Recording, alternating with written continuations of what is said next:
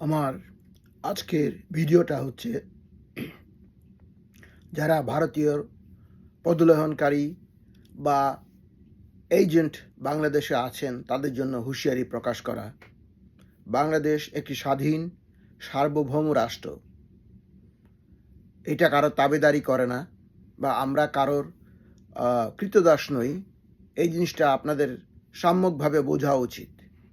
1971 সনে ভারতীয় ষড়যন্ত্রে এবং ভারতীয় ইচ্ছা অনুসারে বাংলাদেশের কতিপয় লোক ভারতের অনুসারী হয়ে বাংলাদেশকে পাকিস্তান থেকে আলাদা করে ফেলেছিল।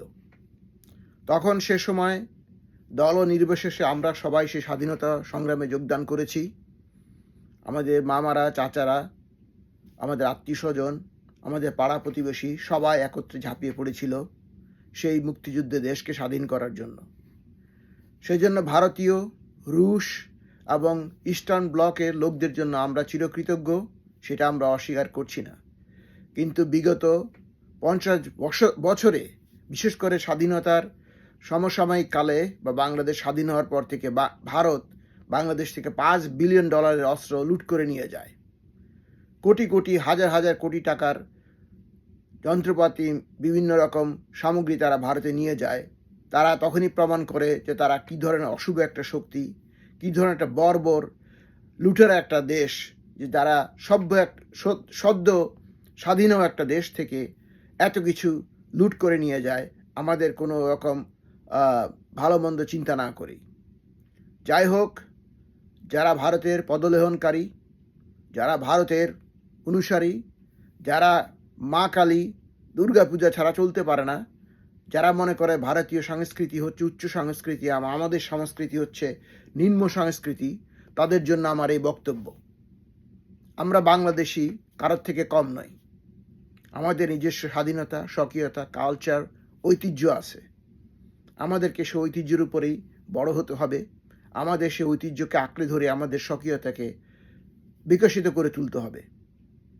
ভারতকে আমরা প্রতি বছর $10 থেকে $30 বিলিয়ন দিয়েছি।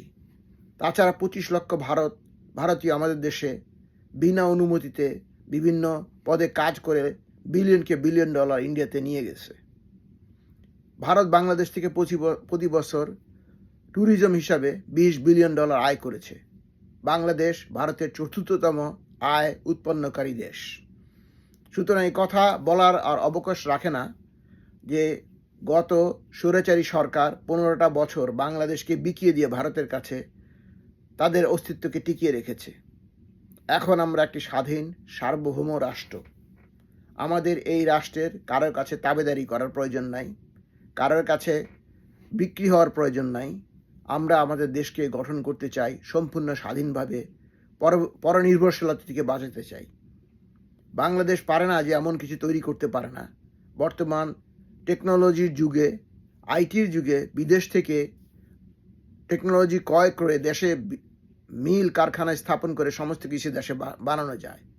এই মুহূর্তে আমাদের বোম্বের মুভির সেই শাড়ি, গহনা অথবা ইন্ডিয়ান সামগ্রী না হলেও চলবে। কষ্ট আমাদের একটু অন্য বেশি হবে, কিন্তু তারপরও আমরা বিভিন্ন দেশ থেকে মালামাল এনে আমাদের দেশকে আমরা সচল রাখতে সক্ষম হব। সম্পূর্ণ ভারতীয়ের উপর নির্ভরশীলতা হওয়ার প্রয়োজন নেই।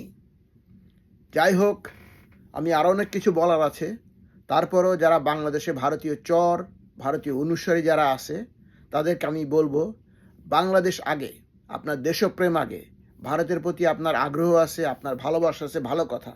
কিন্তু সবার প্রথমে আপনার ভালোবাসা থাকার দরকার আপনার নিজের দেশের প্রতি, আপনার নিজের জনগণের প্রতি, আপনার নিজের অর্থনীতির প্রতি, আপনার দেশের সমস্ত কিছু যা আছে তার প্রতি। কিন্তু সেটা আপনি না করে আপনি আরেক দেশের গুণ গাইছেন, আরেক দেশের ব্যাপারে আপনি আপনার স্বাধীনতা, আপনার অস্তিত্ব বিকিয়ে দিচ্ছেন। এটা কি ধরনের দেশপ্রেম? সুতরাং এই সমস্ত দেশদ্রোহিতা থেকে বাদ যাবেন। পাকিস্তান আমলে আমরা দেখেছি রাজাকাররা বাংলাদেশকে পাকিস্তানের ইসলাম ধর্মের নামে বিকিয়ে দিয়েছিল। আমরাও আপনি হিন্দুত্ববাদী, আমরা ভারতীয়দের মোদিবাদীর থেকে মুক্তি চাই। এই ব্যাপারে আপনাদের এগিয়ে আসা প্রয়োজন। আপনারা যদি ক্রমাগত এই সমস্ত জিনিস করতে থাকেন, আপনাদের বিরুদ্ধে শক্ত হাতে এর ব্যবস্থা নেওয়া হবে। আপনারা দেশে ধ্বংসের মধ্যে নেমে গেছেন, কারণ আপনারা ক্ষমতা হারিয়েছেন। এখন সেই জন্য আর আপনারা আর পেরে উঠতে পারছেন না। বিভিন্ন নাশকতামূলক কাজে অনলাইনে বিভিন্ন রকম মিথ্যা ছড়িয়ে আমাদের দেশকে অবমাননা করার চেষ্টা করছেন। আপনাদের এই সমস্ত ব্যাপারে সতর্কতামূলক ব্যবস্থা গ্রহণ করা হবে। আপনাদের কোথাও ছাড় দেওয়া হবে না। আপনারা যদি মনে করেন লক্ষ লক্ষ কোটি কোটি টাকা চুরি করে বিদেশে এসে বসে থাকবেন, সেটা হবে না। আপনাদেরকে ধরা হবে এবং আপনাদেরকে বাংলাদেশে ফিরিয়ে নিয়ে যাওয়া হবে এবং সেই অর্থ বাংলাদেশে ফিরিয়ে নিয়ে যাওয়া হবে এবং ভারতীয় চলে যাবেন, সেটা আপনারা বুঝতে পারবেন না যে ভারত কত বড় একটা অসভ্য বর্বর দেশ। তাদের ইচ্ছার জন্য, তাদের ব্যবহারের জন্য আমাদেরকে তারা ব্যবহার করতেছে। এদের কোনো ভালোবাসা আমাদের প্রতি নেই। তারা একটা ঘৃণিত চরম বর্বর জাতি, যারা অন্যকে খালি ব্যবহার করেই আসছে। ভারতের প্রতি চারিদিকে কোনো দেশই তাদের পছন্দ করে না। নেপাল থেকে শুরু করে, ভুটান থেকে শুরু করে, চীন থেকে শুরু করে, পাকিস্তান থেকে শুরু করে, আফগানিস্তান থেকে শুরু করে কোনো দেশই ভারতকে পছন্দ করে না। কেন করে না সেটা আপনাদের বোঝার প্রয়োজন আছে। আর আপনারা বাংলাদেশের খেয়ে, বাংলাদেশের পরে, বাংলাদেশে সব কিছু বাস করে ভারতের গুণগান গাইছেন এবং ভারতের চর্যবৃত্তি করছেন ভারতের জন্য। এটা কোন ধরনের অসভ্যতা? সুতরাং এইসব বন্ধ রাখেন। বাংলাদেশের নাগরিক হলে আপনি বাংলাদেশের প্রতি আপনার আনুগত্য স্বীকার করেন এবং বাংলাদেশের জন্য কাজ করে যান। এই বক্তব্য রেখে আমি আমার বক্তব্য শেষ করলাম। আল্লাহ হাফেজ।